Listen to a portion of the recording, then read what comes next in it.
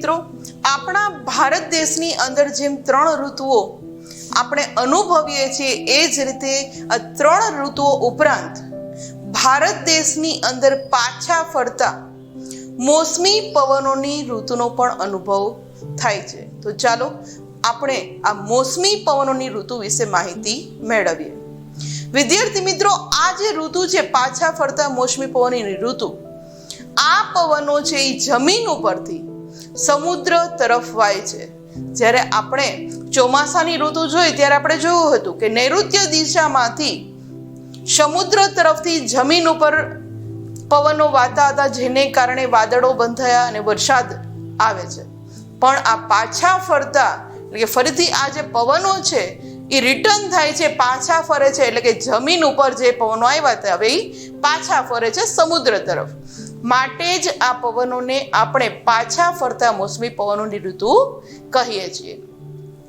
આ પરિસ્થિતિમાં વિદ્યાર્થી મિત્રો ચોમાસાથી હમણાં જ વાત કરી કે ચોમાસાથી તદ્દન વિપરીત જોવા મળે છે. કારણ કે ચોમાસામાં શું હતું તો કે સમુદ્ર પરથી જમીન તરફ પવન આવતા હતા અને વરસાદ લાવતા હતા.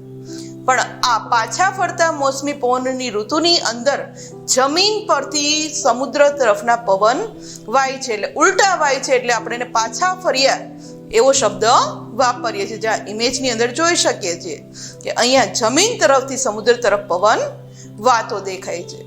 વિદ્યાર્થી મિત્રો, ઉત્તર પૂર્વ ઈશાનમાંથી પેલા જે આપણે જોયું એ નૈઋત્ય દિશામાંથી આવતા હતા, તો નૈઋત્ય દિશાની ઉલટી દિશા એટલે ઈશાન, આ ઈશાન દિશામાંથી જમીન પરથી વાતા હોવાથી એ સૂકા પવન હોય છે.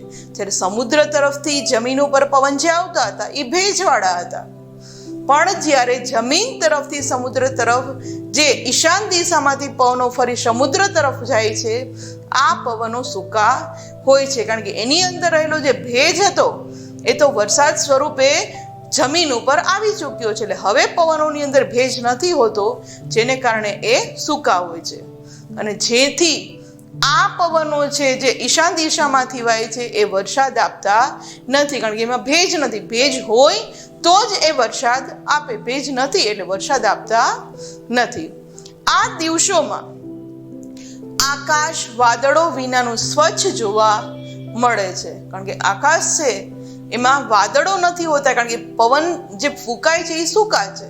જો ભેજવાળા પવન હોય તો એના વાદળ બંધાય, પણ અહીંયા વાદળ બંધાતા નથી, સૂકા પવનો છે. એટલે આકાશ છે એ વાદળો વિનાનું અને સ્વચ્છ. અને આ ઋતુની અંદર વિદ્યાર્થી મિત્રો આપણે આપણા તારામંડળનું આકાશની અંદર દર્શન કરી શકીએ છીએ, કારણ કે વાદળ વિનાનું આકાશ છે, જેથી આપણે સ્વચ્છ વાતાવરણ કહી શકીએ છીએ. આ ઇમેજની અંદર જે આપણે વાત કરી રહ્યા છે કે ઉપર છે એ ભેજવાળા પવનો છે અને નીચેની ઇમેજની અંદર આપણને સૂકા પવનો દેખાઈ આવે છે.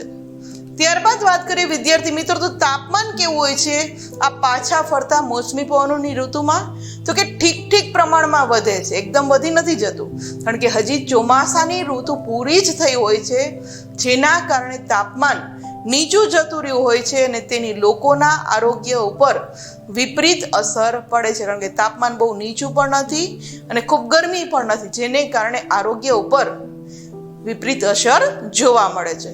અને ઓક્ટોબર મહિનો જેવો વિદ્યાર્થી મિત્રો પૂરો થાય તાપમાન ઘટવા માંડે છે અને નવેમ્બરની વહેલી સવારે તો જાણે આપણને ફરીથી શિયાળાની ઋતુનો અનુભવ થવા લાગે છે, એટલે કે ઠંડી અનુભવાય છે. આ ઇમેજની અંદર જે આપણે વાત કરી રહ્યા છે કે પાછા ફરતા મોસમી પવનો ની ઋતુ જ્યારે 2 મહિના છે એ પૂરા થાય અને તરત જ આપણને નવેમ્બર મહિનામાં ઠંડીનો અનુભવ જોવા મળે છે. ત્યારબાદ વિદ્યાર્થી મિત્રો વાત કરીએ તો આ જે મોસમી પાછા ફરતા મોસમી પવનો છે એ બંગાળાના ઉપસાગર પરથી પસાર થતા ભેજવાળા બને છે, કારણ કે પાછા ફરે છે ત્યારે વચ્ચે બંગાળાનો ઉપસાગર આવે છે અને ફરીથી આ પવનો છે એ ભેજવાળા બને છે, જેને કારણે ભારતના પૂર્વ કિનારે આવેલ તમિલનાડુ અને આંધ્રપ્રદેશમાં આ દિવસોમાં એટલે કે શિયાળાની ઋતુમાં ત્યાં વરસાદ આપે છે. ઘણીવાર આપણે ન્યૂઝમાં વિદ્યાર્થી મિત્રો સાંભળીએ છીએ કે તમિલનાડુ અને આંધ્રપ્રદેશમાં શિયાળામાં વરસાદ આવે છે. શા માટે? કારણ કે આ પાછા ફરતા મોસમી પવનો છે એ બંગાળાના ઉપસાગર ઉપરથી પસાર થાય છે, જેને કારણે આ પવનોમાં ભેજ વળે છે અને તેના કારણે જ આ દિવસો દરમિયાન પૂર્વ કિનારે આવેલા જે બે રાજ્યો છે આપણા તમિલનાડુ અને આંધ્રપ્રદેશ, એમાં વરસાદ જોવા મળે છે. જ્યાં ઇમેજની અંદર આપણે જોઈ શકીએ છીએ કે બે ઓફ બંગાળ એટલે કે બંગાળનો ઉપસાગર જે છે ત્યાંથી જે પવનો પાછા ફરે છે, જેના કારણે આ સાગર ઉપરથી ઉપસાગર ઉપરથી પવનો પાછા ફર્યા અને કિનારે આવેલા આ બે આપણા રાજ્યોમાં વરસાદ વરસાવી જાય છે, જ્યાં ઇમેજમાં આપણે જોઈ શકીએ છીએ. ત્યારબાદ વાત કરીએ વિદ્યાર્થી મિત્રો, તો ભારતની આબોહવામાં સ્પષ્ટ ઋતુભેદ અનુભવાય છે. કારણ કે શિયાળો છે તો તરત જ આપણને ઠંડી, ઉનાળો છે તો ગરમી, ચોમાસું છે તો તરત જ આપણને વરસાદનો અનુભવ થાય છે. એટલે કે દરેક ઋતુની અંદર આપણે ઋતુભેદ આપણે અનુભવીએ છીએ. ક્યારે એવું નથી થતું કે એક સરખું વાતાવરણ રહે છે. અને પાછા ફરતા મોસમી પવનોની ઋતુમાં પણ આપણને આ સૂકા પવન વાય છે એ જોઈ શકીએ છીએ, એનો અનુભવ કરી શકીએ છીએ. અને આ ખાસિયતને કારણે જ સામાન્ય રીતે આપણા દેશમાં મોસમી આબોહવા છે એવું વિદ્યાર્થી મિત્રો કહેવાય છે. એટલે કે આપણા દેશની અંદર મોસમ પ્રમાણે આબોહવા જોવા મળે છે. ક્યારેય એક સરખી આબોહવાનો અનુભવ આપણને થતો નથી. જ્યાં ઇમેજની અંદર શિયાળો, ઉનાળો, ચોમાસું આ ત્રણેય ઋતુનો આપણે અનુભવ આપણા દેશની અંદર સ્પષ્ટ રીતે કરીએ છીએ એ જોઈ શકીએ છીએ.